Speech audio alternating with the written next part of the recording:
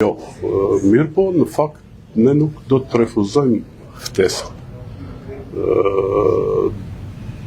Dialog apo debatin më sakt, ne do të zhvillojmë me secilin tash të tjerë, përfshi edhe qeverin. Mirë po, një gjë është e qartë, rendi i ditës i Partisë Demokratike Shqiptare dhe rendi i ditës i qeverisë dhe partive në qeveri, duket që është i ndryshëm. Mirë po, sigurisht, ne do të debatojmë me të gjithë.